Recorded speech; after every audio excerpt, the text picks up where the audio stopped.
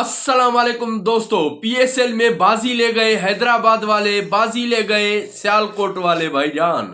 सियालकोट, उसके आगे देखते हैं होता है क्या क्या नाम आता है। जैसे कि कोयटा ग्लेडिएटर्स है, जैसे कि मुल्तान सुल्तान्स है। क्योंकि कुछ नाम मेरे जहन में है, मैं आपको बताऊंगा।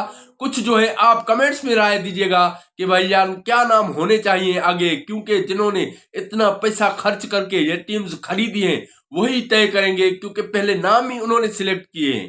पहले बात करते हैं कि भाईजान, जबकि यहाँ शुरुआत हुई ऑक्शन की, तो ऑक्शन में जब वाक लगा, वाक शुरू हुआ 110 करोड़ से। पहली टीम का जो हैदराबाद टीम है उसका लगा 110 करोड़।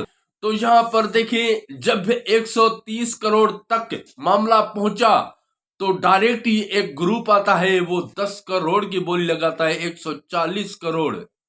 तो वसीम अकरम थोड़ा सा परेशान हो गए, और जबकि उससे थोड़ा बढ़ते गए और जैसे ही 154 करोड़ भी उन्होंने लगाए, इस यहां पर भी 10 करोड़ की बोली लगाई, कुछ बढ़ते गए 154 करोड़।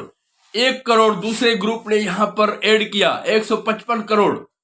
तो 155 से डायरेक्ट 168 168 तक पहुंच गए भाईजान, 68।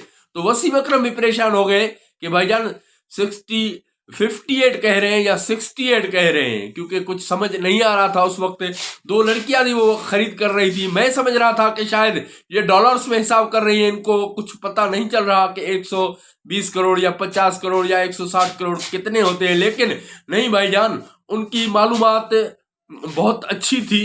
उन्होंने ये सोचा हुआ था कि ये टीम खरीद के जानी है, अगर चाहे 2 करोड़ में ही बिकती है तो फिर भी हम खरीद के जाएंगे। तो इसी सबब वो बोलियां ऐसे लगा रहे थे, 10-10 करोड़, 13-13 करोड़ भाईजान, 10 करोड़, 13 करोड़, 12 करोड़, हर बोली में ऊपर वाक लगा रहे थे, ऊपर रेट लगा रहे थे। बहरहाल 175 करोड़ में पहली टीम उन्होंने खरीद ली। और जब उनसे पूछा गया कि भाईजान यहाँ पर आप नाम क्या रखना चाहते हैं, तो उसने कहा कि भाई हैदराबाद का नाम दूंगा मैं। और दूसरी जो बोली थी वो शुरुआत ही 170 करोड़ से हुई। जैसे ही 170 करोड़ से शुरुआत हुई तो हैरान हो गए।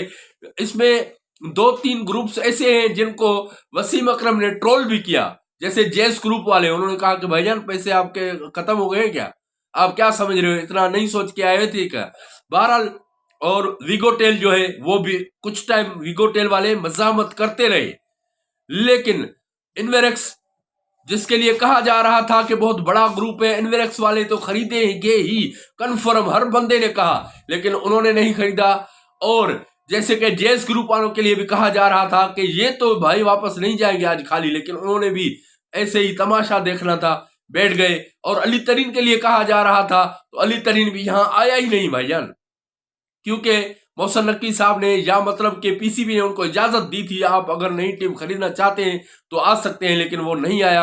बहरहाल यहां देखें कि भाईजान हैदराबाद और सियालकोट दो टीम्स नहीं हो गई। एक का रेट लगा है, एक का वैल्यूएशन लगा है 175 करोड़, दूसरा का वैल्यूएशन लगा है 185 करोड़, जो कि सियालकोट के नाम से है। लेकिन आगे देखते हैं कि इस पे नाम क्या रखा जाए। सियालकोट, जैसे कि हम डोमेस्टिक में देखते थे, सियालकोट स्टालियंस के नाम से पहले टीम होती थी डोमेस्टिक में, शायद यही नाम रखा जाएगा। बहरहाल ये सिलेक्ट तो वही करेंगे, लेकिन हमारा अंदाजा ये है। और उसके अलावा हैदराबाद हॉक्स का नाम होता था, जो डोमेस्टिक क्रिकेट होती है ना पाकिस्तान में, उसमें होता था हैदराबाद हॉक्स का नाम। शायद हैदराबाद हॉक्स भी आ जाए। बहरहाल आपको कैसा लगता है, आप कमेंट्स में ये बताइएगा कि आगे क्या होना चाहिए। जैसे मैंने पहले कहा वीडियो की शुरुआत में कि भाईजान मुल्तान सुल्तान्स हैं और इस्लामाबाद यूनाइटेड है, और उसके अलावा देखिए कि लाहौर कलंदर्स हैं, कोयटा ग्लेडिएटर्स हैं। तो इसी सबब इनके नाम तो हैदराबाद और सियालकोट हो गए, लेकिन इनके आगे वो क्या लगाएंगे ये आप बताइएगा। अब हम बात बताने जा रहे हैं कि भाईजान FKS एक ग्रुप है जिनका काम है तकरीबन अमेरिका में वो क्रिकेटर्स को, मतलब के क्रिकेटर्स डेवलप करने में बहुत अहम किरदार अदा करते हैं। इसी मामले से वो वाबस्ता है, वो क्रिकेट से ही वाबस्ता है।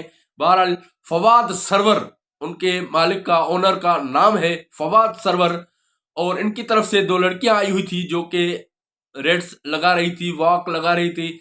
बहरहाल यहाँ पर ऐसा लग रहा था कि ये फॉरेनर हैं, लेकिन फॉरेन में ये रहते हैं, वहां पर इनका काम बहुत ज्यादा है, अमेरिका में है और बाकी भी यूएसए यूके में भी इनका काम है, लेकिन है ये हैदराबादी बंदा। जो फवाद सरवर साहब है ये हैदराबादी है, उन्होंने ही ये मतलब टीम खरीदी है। और उसके अलावा दूसरे ग्रुप की बात कही जाए तो भाईजान रोजी डेवलपर उनका नाम है, बहुत बड़ा ग्रुप है, इनका नाम है हमजा साहब। भाई इनका जो ओनर है इनका हमजा साहब नाम है। हमजा साहब ने ये टीम खरीदी है, ये सियालकोट से वाबस्ता है तो इसलिए इसने सियालकोट का नाम लिया है। तो बहरहाल यहाँ पर बहुत बड़े रेट्स लगे हैं। मैं ऐसा समझ रहा था कि 150 करोड़ से ऊपर नहीं जाएगी बोली, लेकिन बोली बहुत ज्यादा हो गई, 175 करोड़ और 185 करोड़ दोनों टीम्स अब खरीदी गई हैं। लेकिन ऐसा ही लगता है मुल्तान सुल्तान जो कि 63 करोड़ 63 करोड़ में खरीदी थी अली तरीन साहब ने, अली तरीन के अंकल थे वैसे तो, उन्होंने खरीदी थी।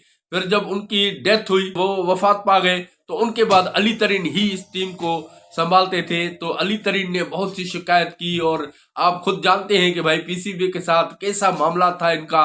बहरहाल यहाँ पर दोनों टीम्स अच्छे दाम में बिक गई है। यहाँ पर इनको बहुत बड़े दो ग्रुप्स मिल चुके हैं।